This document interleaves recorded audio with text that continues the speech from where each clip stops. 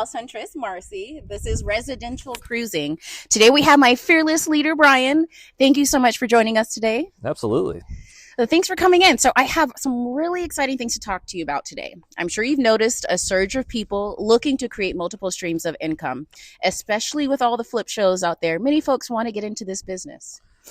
Yeah, it's a very risk reward business.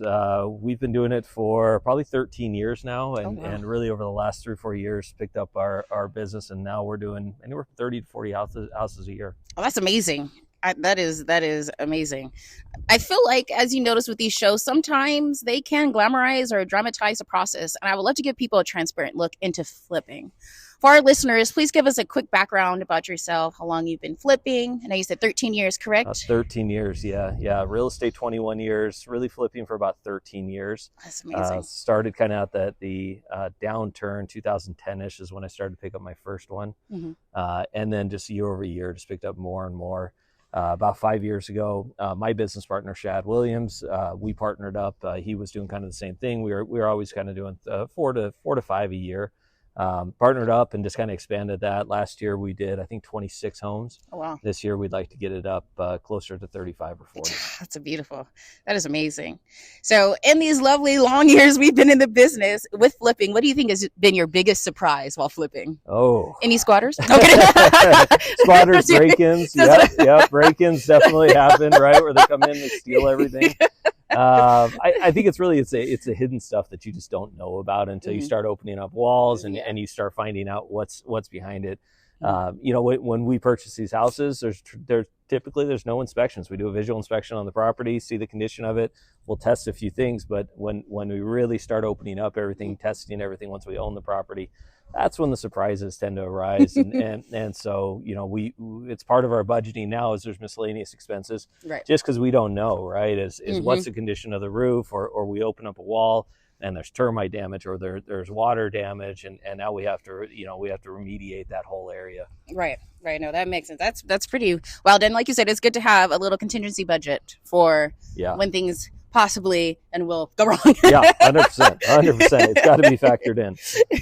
Okay, so also I want to touch on, I feel like when people take on this business, they see the shows and they think money is flying literally everywhere. It is.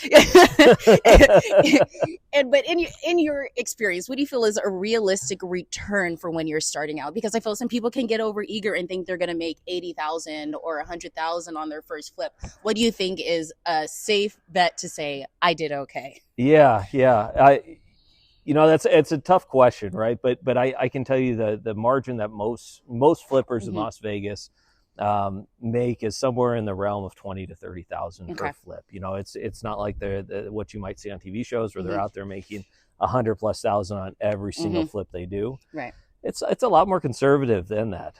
And there's things that you just have to factor in, right? It depends how you're going to do, how your money works. Right. Or do you pay cash for that and everything's coming out of your pocket? Right. Are you utilizing hard money loans?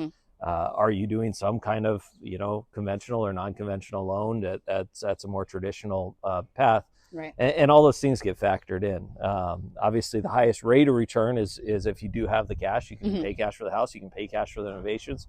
You sell it because you don't have those financing expenses, which can eat up a lot of your profits. Oh, absolutely. And in your personal experience, if you don't mind sharing, what do you think has been your best flip to date? Best one to date, just revenue-wise? Yes. I think $155,000. Oh, wow. And it was one of the easiest ones too. The house happened to be in great condition. There was a circumstantial reason they had to sell the property. I'm a licensed realtor, so when I showed up there, we pressed hard on them that don't sell us the house. We showed up there to present an offer to them, and when we saw the house, we said, do not sell it to us. This is you're making the wrong choice. Please go on market. Let us list it. You're walking away from quite a bit of money. After 2 days of kind of going back and forth with them, we finally said, hey, are we barking up the wrong tree? Do you just want a cash offer? You want to be done with this house and to be out of it? They did. We gave them the cash offer, closed a couple of weeks later. Nothing really. Maybe we spent $8,000 to $10,000 on the house and threw it back up. I mean, it was just one of those fluke things that doesn't happen frequently. Right. So as I'll tell the people, as I say, blessings can happen anywhere. Right. But prepare for the best, but also prepare for the worst just in case. And what'd you say was the worst flip you've done? I'm assuming you probably owed money, or did you ever have to owe money doing a flip afterwards? I think we broke even on it after the end. There's been two of them. There was one in I think it was 2022. The market shifted very quickly because interest rates went from being 2.5%, 3% all the way up. At that time, I think they were 5.5%, 6%, and the market really put its brakes on. We got stuck on one property in particular, and we eventually did owner financing on it. We use our own money when we're buying these houses, so we had the luxury of not having to be obligated to some type of lender, hard money lender, whatever it is. So we ended up doing owner financing on it for like a 2-year term, ended up closing that one out. I think it was last year that they finally refinanced it, got out of it. The other one was we ventured into different markets, and this is important, especially for anybody looking to get into flipping, is, we know, I was born and raised out here. I know the Las Vegas market in and out, obviously being in real estate a long time. I know numbers, and I know, I have a good sense of what the market is doing at the time, but we ventured into other markets. The first market we ventured into was Phoenix. Had a great realtor there, really knew everything inside and out of the Phoenix market, advised us well, helped us with contractors. We ended up doing really well on a couple deals down in Phoenix. Then we ventured into southern Utah, and the exact opposite experience happened. Is we did not have a good realtor there. They were not looking out, I would say, for our best interest, or didn't. I'm not saying they weren't looking out for our best interest, but they weren't as conservative as I think we are when we're buying houses, and they overestimated the value of the house when it came to selling it. And being that we're not there, we're not licensed in Utah. Right. We didn't know the market. We were taking everybody's word for it, and I think we ended up breaking even. We might have lost $3,000 or $5,000 on it, but that was one of the tougher ones because we sat on that property for a long time too. Yeah, and it was just, we didn't have the knowledge base for it. We shouldn't have been there. We shouldn't have bought that house in the first place, and we paid the cost for it. But life's lesson. That's it. Yeah, no, that's it. That's amazing. Well, I'll say this. Obviously, with a type of sorry, I'll edit that in. Sorry, give me a second to double back in. So I will say this. Obviously, with that type of takeaway from your best house, I will say, many will hyper focus on the result and not the potential drawbacks. What are some issues you run into flipping consistently, and are they avoidable at all cost?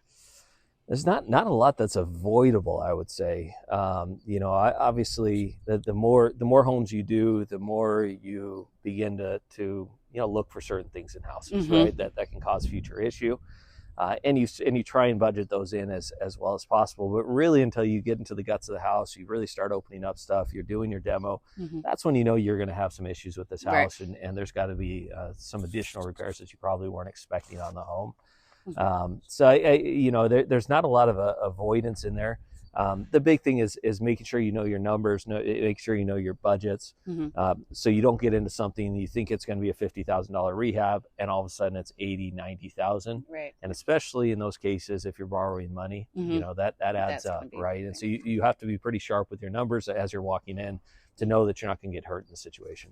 Absolutely. And as we will say, like we talked about previously, with all these new lovely people coming into this business and getting into flipping, we have some people who don't know construction at all. So they can't get into walls and look into things. Do you have any suggestions for these people wanting to get into this life, but don't have the luxury we have to poke around and see everything from the inside out? Yeah, I mean, you're going to want to get with a good realtor like Marcy that understands the real estate market, that understands rehab costs, knows contractors that'll be able to assist you when it comes to actually doing the work on the property. And people that can accomplish these things in a timely manner, right? The worst thing, you don't want to get a house and have to sit on it for a year, right? Because you just don't have the workers to do it, or you're indecisive about what you're doing. I do see that a lot with people that first get started in it. They're very indecisive as far as their choices with the house, right? Not in particular the house, but what they're going to do to the interior. You have to be decisive. You have to know what you do. And know the style that you want inside that house as you walk it. you get the material, or your contractor gets the material, and a traditional flip for us, they could take as little as 2 weeks, or as long as 4 months, depending on the size of the project. But they're pretty quick. Even the very large projects that we do, where our budgets might be $200,000 or $300,000 for the renovations, we're typically done in 3.5 to 4 months. It's not bad. That's not bad at all. Yeah. And I'll say, last question, Okay. I promise.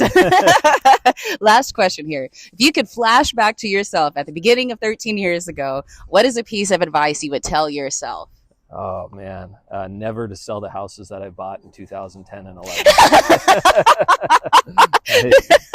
11. Unquestionably, I had purchased a lot of houses at the time, and I sold them all off in probably 14 or 15, and it just, that would have been the biggest advice I could give myself. I'd probably be retired right now. But we live and we learn. As we said, it's a process. And so I appreciate your time and coming out and speaking with us. Yeah, no, I do appreciate that. And I know right now we're working on an actual rehab with you right now. So we'll be back in a few weeks, and we'll be doing a lovely reveal for everybody to see this lovely property that he did.